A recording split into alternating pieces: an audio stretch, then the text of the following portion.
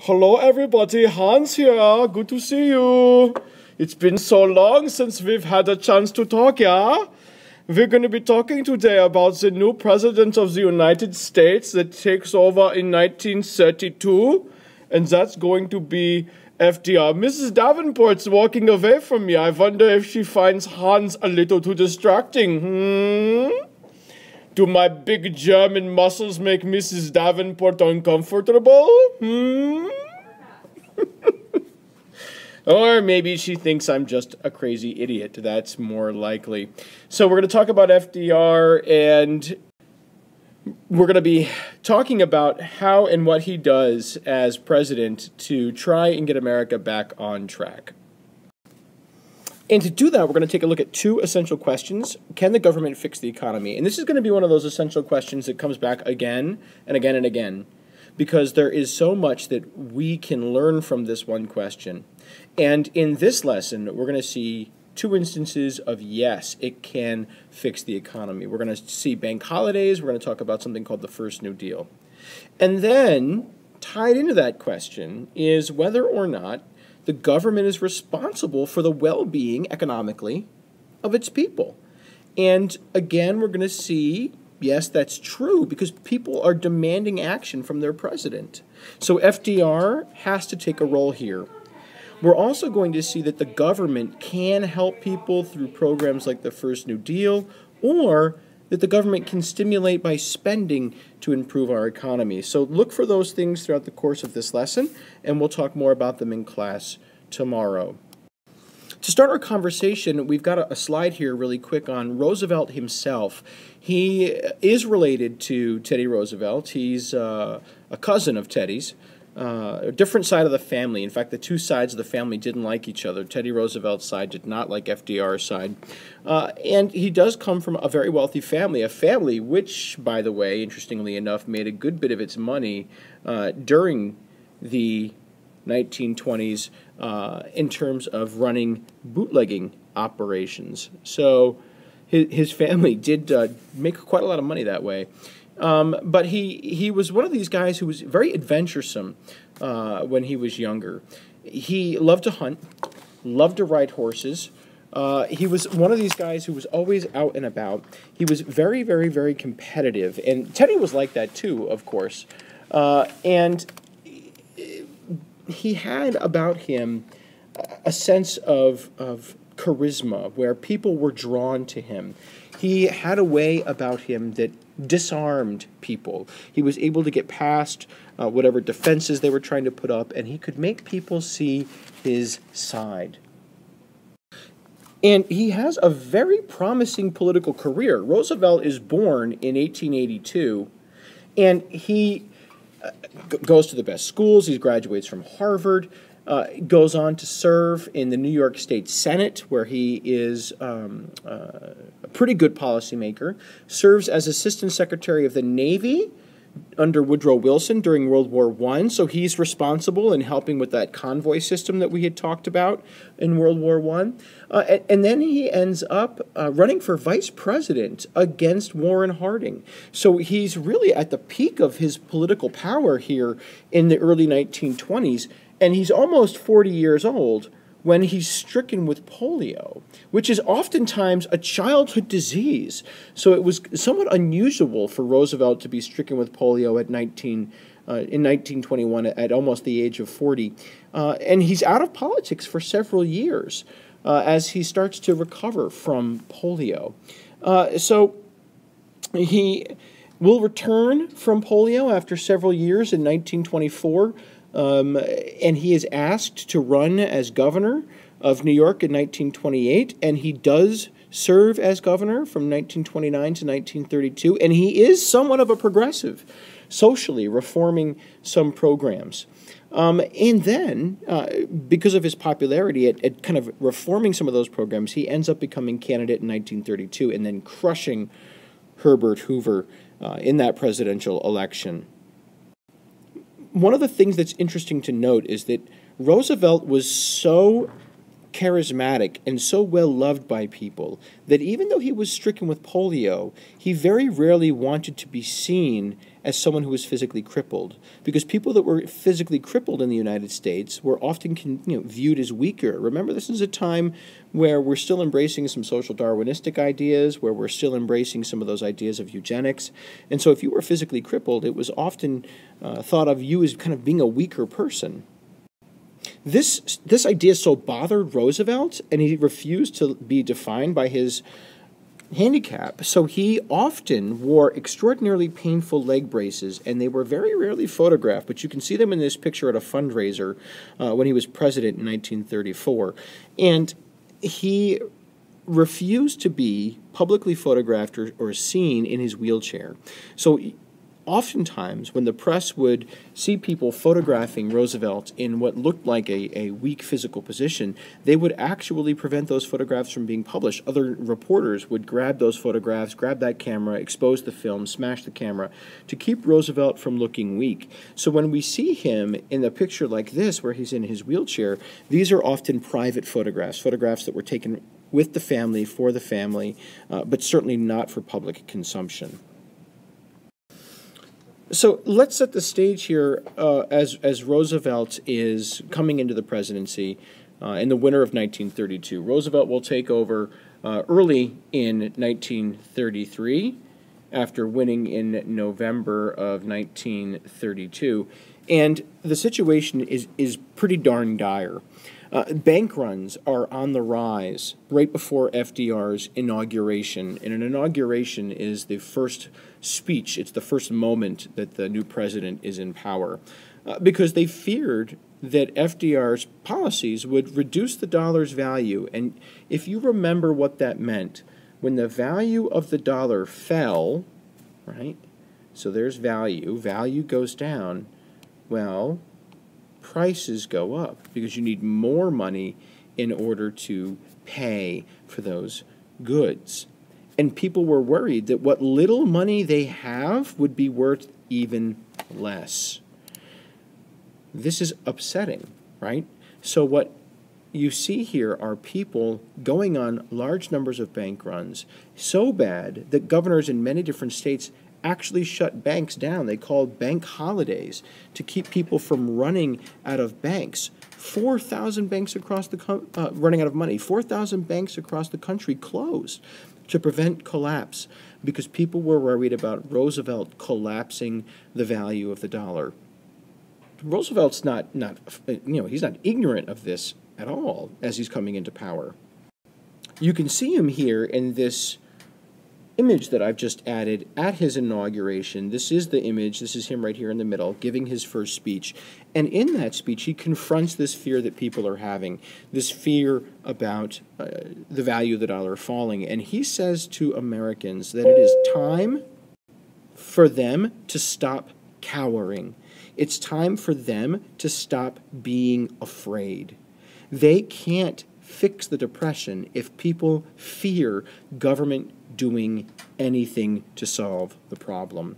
So he makes this speech, and it's one of his most popular speeches, and it's a speech that endures still. And you can see this section up here that I just circled in blue. This is preeminently the time to speak the truth, frankly and boldly, nor need we shrink from honestly facing the conditions in our country. Look, things are bad, he's saying. So, first of all, let me assert my belief that the only thing we have to fear is fear itself. So here we have the government, really creating some issues. People are worried about all of this together, and the question is, can the government fix this economy where people are so afraid? And the answer is yes. Bank holidays can stop bank runs, and those were put in place by government, by the different governors of those states to keep people from withdrawing all of their money out of the economy and counteracting whatever ideas Roosevelt might have to fix the economy. So let's talk about those ideas in more detail. The first thing I want you to know as we're looking at what Roosevelt will do is that he campaigned on this idea of a New Deal. He said that the government must take action and strike a bargain with every American. That Roosevelt says, you vote for me and our government will establish a new deal for you. And the deal that we'll have for you will return prosperity to America because our government is going to take action to solve this problem. When Roosevelt takes power, he's going to assemble a whole panel of advisors, many different economic advisors, because he wants to hear from them different viewpoints on the issues. His concern is developing a program that's going to best serve Americans. And he's going to have these advisors give him and ask him different questions. Should we just regulate the economy by working with businesses? Kind of a middle-of-the-road approach. Should we break up all big businesses?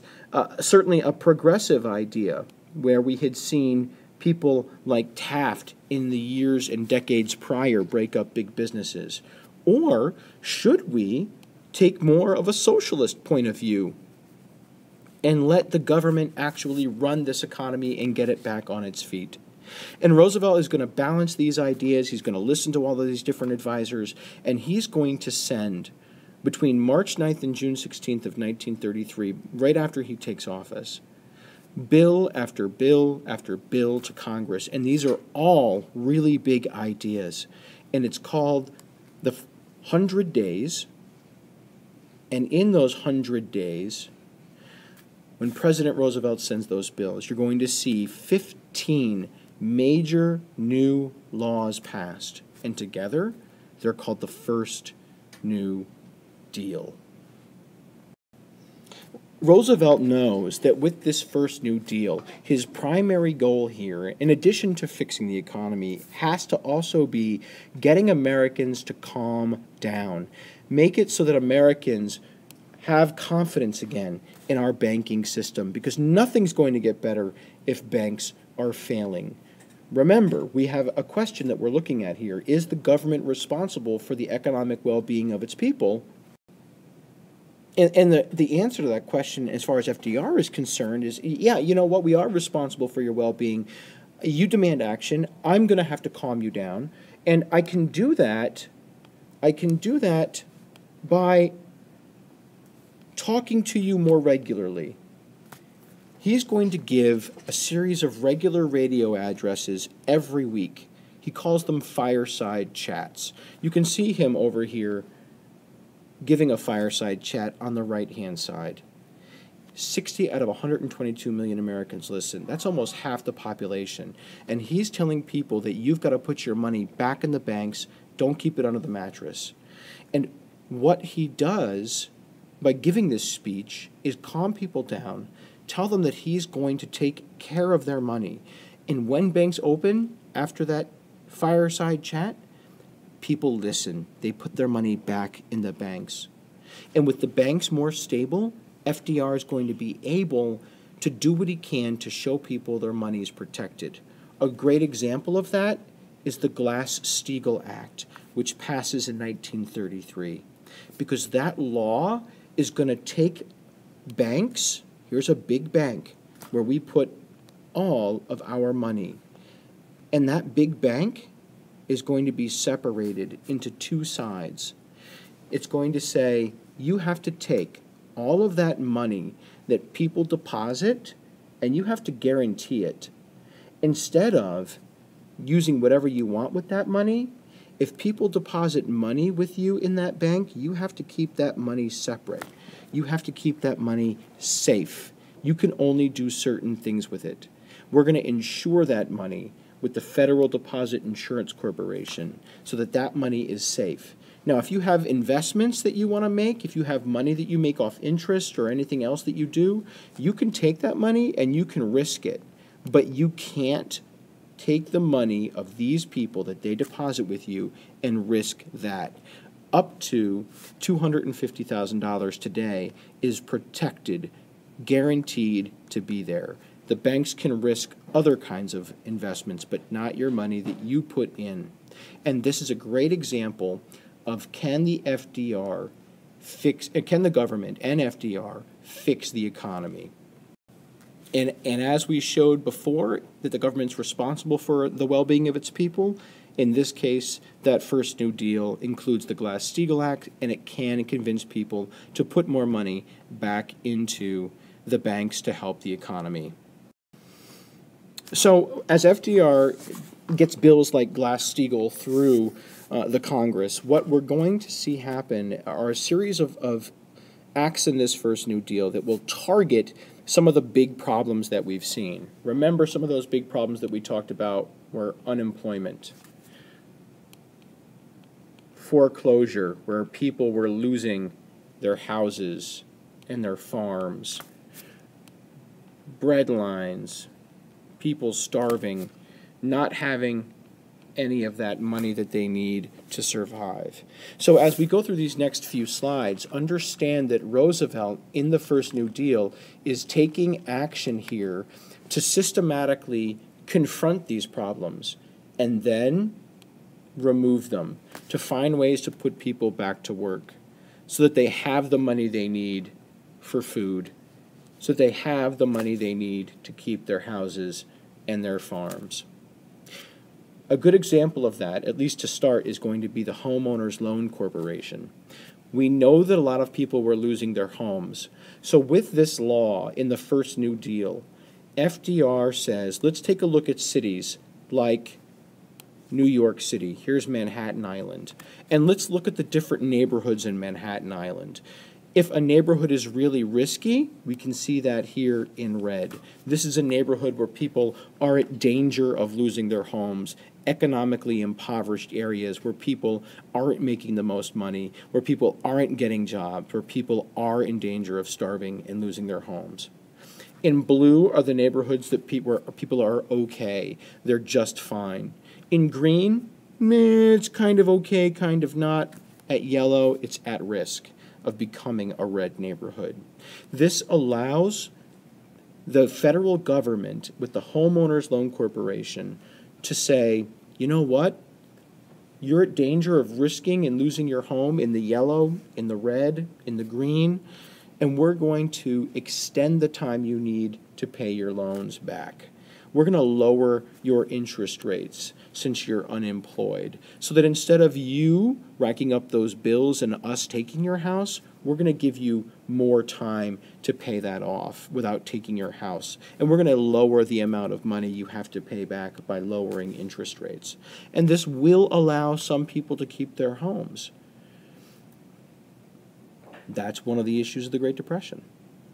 Another we know is the Farm Credit Administration, where in the Dust Bowl, farmers were losing their farms because of drought, being unable to sell their products. So the Farm Credit Administration is going to do the exact same thing as homeowners loan, but for farms. We're going to let farmers refinance their mortgages so that they can lower their payments and pay it back over time, and they're going to be able to avoid foreclosure and keep their farms. At the same time, we know that farmers are having a really tough time selling their crops because supply is so high. Remember, one of the things that we saw farmers doing that we talked about in Chapter 9 was actually destroying their crops to try and lower supply so that price would be raised on what was remaining. To counteract this and to help this, what you'll see will be the government putting into play the Agricultural Adjustment Administration. This is going to actually pay farmers to produce less food. That way, less food comes to market. This way, price should rise over time. There is a problem. African Americans are going to be kicked off this land because in the South, sharecroppers, right, a lot of sharecroppers are there, The farm owners are going to keep that money, and they're going to say, sorry, sharecropper, I don't need you. They're kicked off their land. So it does have an unintended consequence. But it does slowly raise the price of food and help farmers make some profit. Lastly, how do we help workers keep their jobs? How do we help workers get that money in their pockets to keep their houses? Roosevelt is going to turn to unions. He and his supporters of the New Deal think that unions should be able to negotiate for higher wages for workers. More money in my pocket, if I can negotiate a higher wage, means more money for me to spend. And all of these things are designed to help Americans counteract those problems of the Great Depression. Essentially, what you see with the Farm Credit Administration and the Agricultural Adjustment Administration and the Homeowners Loan Corporation is that we're trying to keep money in the pockets of people. We're trying to work with them so they don't lose their homes, they make a little bit more money, they don't lose their farm.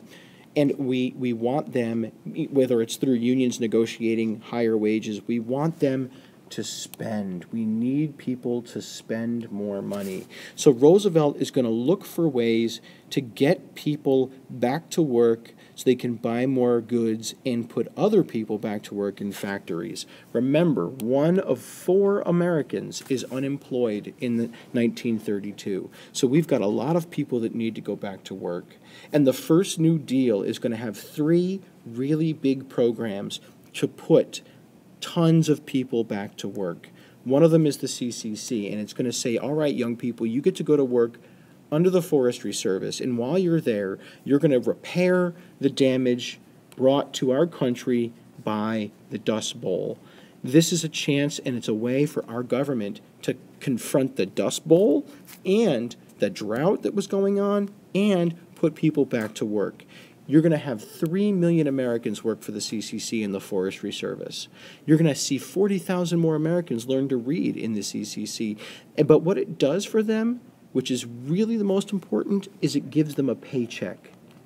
And it gives them hope that they're doing something useful that needs to be done. And they're getting money that they're going to send back home, money that can be spent, and hopefully get other people back to work. Roosevelt is also going to promote, just like Hoover, more public works.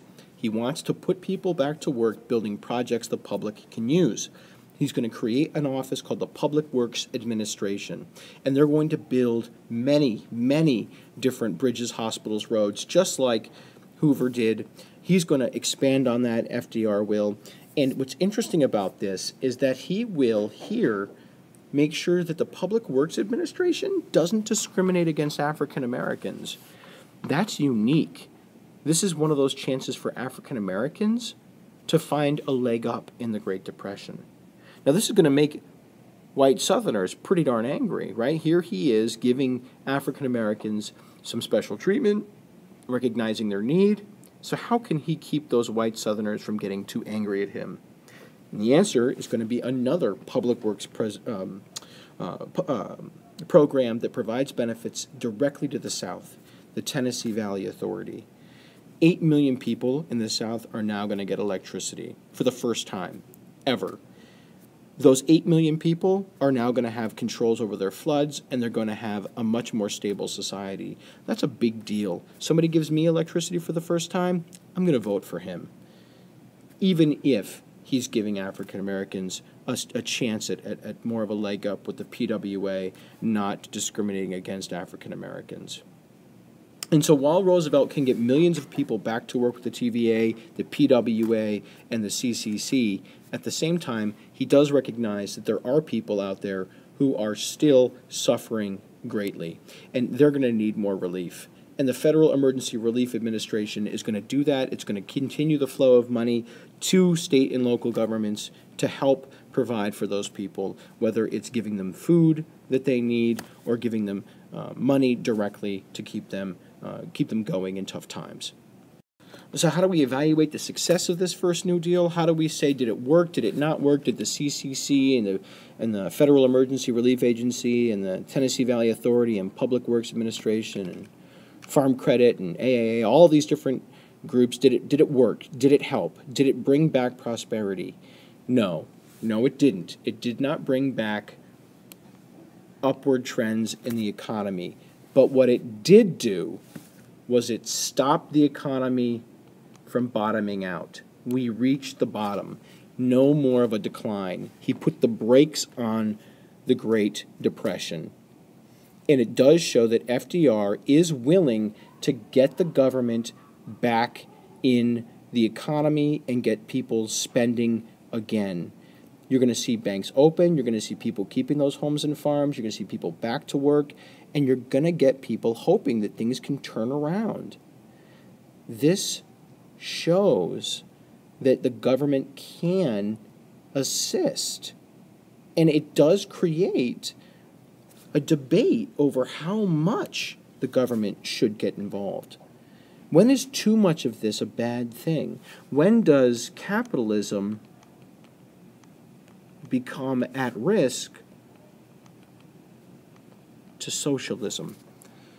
When we have that laissez-faire, do it on your own, perhaps turning into government doing it for you. And that's a real debate that's going to continue up to the present day. So if we're going to sit back and review this, we're going to take a look at these questions in more detail. Can the government fix the economy? Yes, it can. At least it can bottom out and halt the depression. We can put bank holidays on to stop bank runs. We can get the first New Deal in place to stop the downward trend of the economy by putting together all these different programs like the Emergency Banking Relief Act and Glass-Steagall. We give people more confidence in banks. By having the AAA, we can pay farmers not to produce to increase prices so they get more money in their pockets.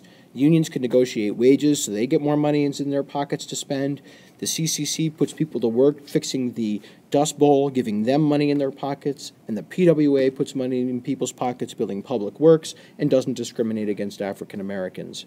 So the government can at least make some fixes to the economy in this situation. And is the government responsible for the economic well-being of its people? Yes, because the people in 1932 demand action, and FDR can calm them with his fireside chats and his inaugural address and showing that he will take action. He's going to show that the government is going to spend money to improve the economy and to take care of people. Examples from the first New Deal of that are the Homeowners Loan Corporation, the Farm Credit Administration, which helps people keep their houses and farms. He'll have the Federal Emergency Relief Administration, or Act rather, passed to help those without jobs still get relief. And you're going to see the Tennessee Valley Authority transform the South and give so many of those people access to electricity for the first time. So there's a summary of Lesson 1, and we'll do more with this in class tomorrow.